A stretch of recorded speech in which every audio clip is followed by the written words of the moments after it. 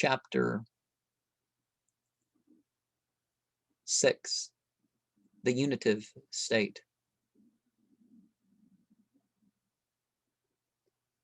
The story admits of being told up to this point, but what follows is hidden and inexpressible in words. If you should speak and try 100 ways to express it, 'tis useless, the mystery becomes no clearer. You can ride on saddle and horse to the sea coast, but then you must use a horse of wood, i.e. the boat. A horse of wood is useless on dry land. It is the special vehicle of voyagers by sea. Silence is this horse of wood. Silence is the guide and support of men at sea. The Masnavi of Jalaluddin Rumi, abridged translation by H. Winfield, page 326. No one can approach the subject of this chapter under the state of the mystic who has reached his journey's end without feeling that all symbolical descriptions of union with God and theories concerning its nature are little better than leaps in the dark. How shall we form any conception of that which is declared to be ineffable by those who have actually experienced it? I can only reply that the same difficulty confronts us in dealing with all mystical phenomena, though it appears less formidable at lower levels, and that the poet's counsel of silence has not prevented him from interpreting the deepest mysteries of Sufism with unrivaled insight and power.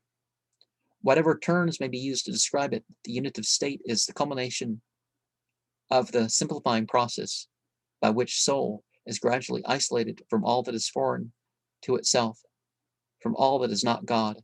Unlike nirvana, which is merely the cessation of individuality, vana, the passing away of the Sufi from his phenomenal existence involves baka, the continuance of his real existence. He who dies to self lives in God, and vana, the consummation of his death, marks the attainment of baka, or union with divine life.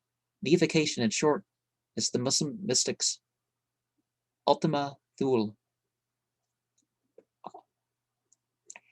In the early part of the 10th century, Hussein ibn Mansur, known to fame as Al-Hallaj, the word carder,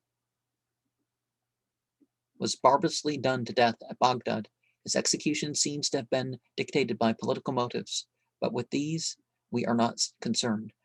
Amongst the crowd assembled round the scaffold, a few perhaps believed him to be what he said he was. The rest witnessed with exultation or stern approval the punishment of a blasphemous heretic.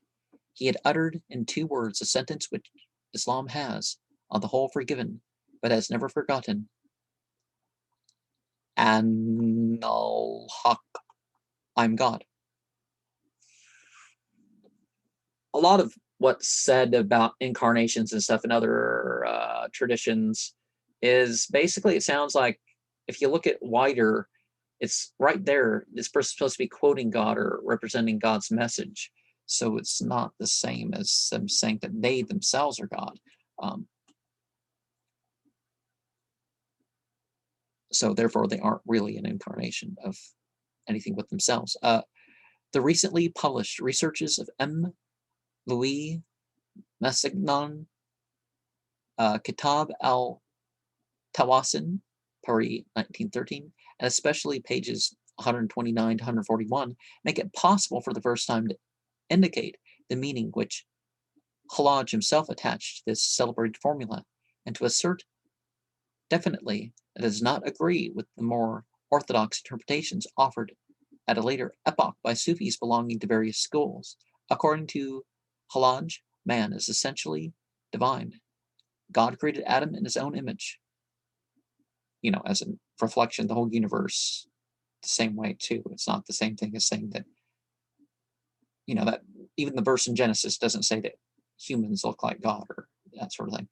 He projected from himself that image of his eternal love, that he might behold himself as in a mirror. Hence he bid the angels worship Adam, as in Al-Quran 2:32, and whom, as in Jesus, he became incarnate. No, the avatar thing, using the Hindu word. means the sent one, not the same thing as specifically, Glory to him who revealed his humanity, i.e., in Adam, the secret of his radiant divinity, and then appeared to his creations visibly in the shape of one who ate and drank, Jesus. Since the humanity in the suit of God compromises the whole bodily and spiritual nature of man, the divinity, lahut, of God cannot unite with that nature except by means of an incarnation, or, to adopt the term employed by Masignon, an infusion, hulul, of the divine spirit, such as takes place when the human spirit enters the body. Masignon, rumbling in the tummy, appears to be right in identifying the divine spirit with the active reason, electus, agens, which according to Alexander of Ephrodisias is not a part or faculty of our soul, but comes to us from without. See Ing, Christian Mysticism, page 360, 361. The doctrine of Halaj may be compared with that of Tauler, Riesberek, and others concerning the birth of God in the soul. Thus Halaj says in one of his poems, "Thy spirit is mingled in my spirit, even as wine is mingled with pure water. When anything touches thee, it touches me. Lo, in every case, thou art I." And again, "I am he whom I love, and he whom I love is I. We are two spirits dwelling in one body. If thou seest me, thou seest him, and if thou seest him, thou seest us both."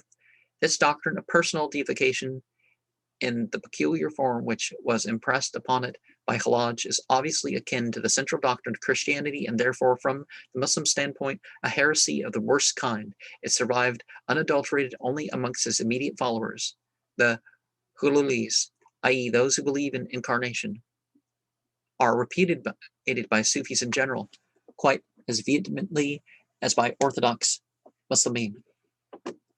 But while the former have unhesitatingly condemned the doctrine of hulul, they have also done their best to clear Halaj from the suspicion of having taught it. Three main lines of defense are followed.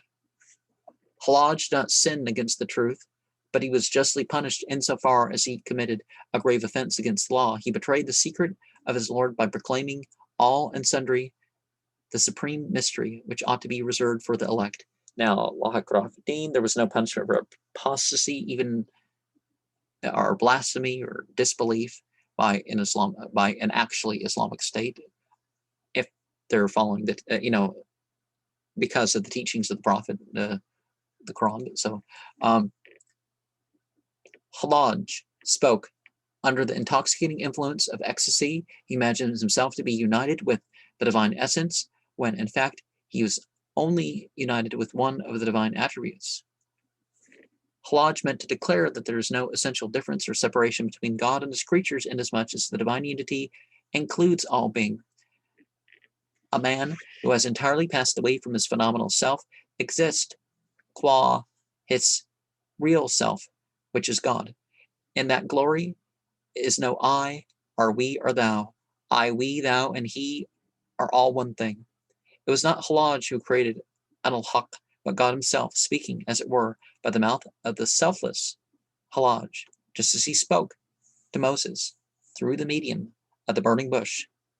See Al-Quran 28-14. The last explanation, which converts Anil-Haq into a impersonal, monistic axiom, is accepted by most Sufis, representing the true Halajian teaching. In a magnificent ode, Jalaluddin Rumi describes how the one light shines in myriad forms through the whole universe, and how the one essence, remaining ever the same, clothes itself from age to age in the prophets and saints, who are its witnesses to mankind.